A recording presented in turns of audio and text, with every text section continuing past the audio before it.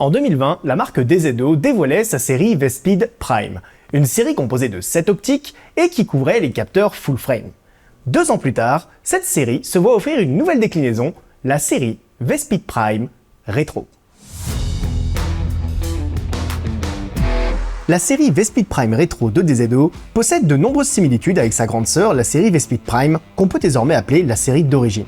Tout d'abord, elle reprend les mêmes focales allant de 16 mm à 125 mm et en incluant toutes les classiques d'une série cinéma comme le 25 mm, le 35 mm, le 50 mm, le 75 mm et le 100 mm. Ce qui offre beaucoup de possibilités créatives. Un 90 mm macro sera également disponible prochainement. Mais la grosse différence avec ces deux séries, c'est le coating, c'est-à-dire le revêtement de l'optique censé réduire les lumières parasites. Car même si la série V-Speed Prime a connu un réel succès, son look d'image très moderne ne s'adaptait pas forcément à tous les types de production. C'est pourquoi DZO a décidé de renouveler sa gamme sans aucun revêtement anti-reflet. Et le moins qu'on puisse dire, c'est que l'effet est saisissant. Surtout sur le 16 mm qui vient à capter absolument n'importe quelle source de lumière et générer un halo lumineux autour, même celle du ciel. Il en résulte des images avec un cachet beaucoup plus vintage, avec une teinte ambrée très chaleureuse, tout en gardant l'excellent piqué qui faisait une des forces de la série V-Speed Prime. Les optiques de la série rétro ouvrent toutes à T2.1, exception faite du 16 mm qui ouvre quant à lui à T2.8.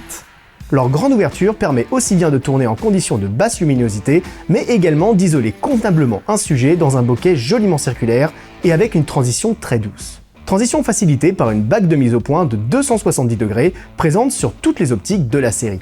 Les changements de mise au point donnent d'ailleurs lieu à un effet de pompage très contenu, tout comme sur la série V-Speed Prime. Concernant les tailles et poids, la série conserve une uniformité générale permettant de rapidement interchanger les optiques sans risquer de déstabiliser la configuration caméra utilisée. Les optiques variant seulement de 13 mm en longueur et de 198 grammes en poids. C'est bien beau tout ça, mais maintenant il faut pouvoir monter ces optiques sur une caméra. Et pour l'instant, le choix est assez simple, puisque la série rétro n'existe qu'en monture PL au moment où nous enregistrons cette vidéo, et une monture interchangeable en EF est fournie avec. Notez cependant que DZO travaille actuellement sur plusieurs déclinaisons de leur bague d'adaptation Octopus, qui devrait permettre dans un futur proche d'adapter la série rétro sur un plus grand nombre de caméras. Notez également que seule la monture PL est compatible avec la série de filtres coupe de chez DZO. Ces filtres qui se vissent à l'arrière de l'optique permettent au choix d'ajouter des filtres ND ou des filtres à effet artistique entre l'arrière de l'optique et votre capteur. Chose particulièrement utile avec le 16 mm qui est bombé et ne peut donc pas accueillir de filtre à l'avant de l'objectif. La série vient dans une valise de transport rigide de très bonne facture et avec tous les emplacements prédécoupés pour pouvoir ranger facilement chaque optique. En bref, la série rétro apporte ce que la série V-Speed originale n'avait pas, un supplément d'âme.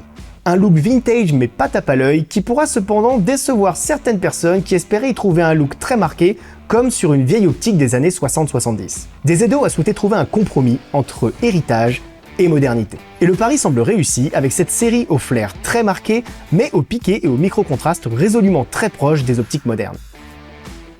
Pour connaître les tarifs et la disponibilité de la série V-Speed Prime Retro, ainsi que le reste de la gamme DZO, rendez-vous sur notre site internet. Vous retrouverez tous les liens dans la description de cette vidéo. Si cette vidéo de présentation vous a plu, n'hésitez pas à vous abonner à notre chaîne YouTube et à activer les notifications pour être tenu au courant de toutes nos prochaines vidéos. Si vous avez des questions concernant la gamme DZO, n'hésitez pas à nous les poser en commentaire. En attendant, je vous dis à très bientôt sur la chaîne YouTube TRM Audiovisuel.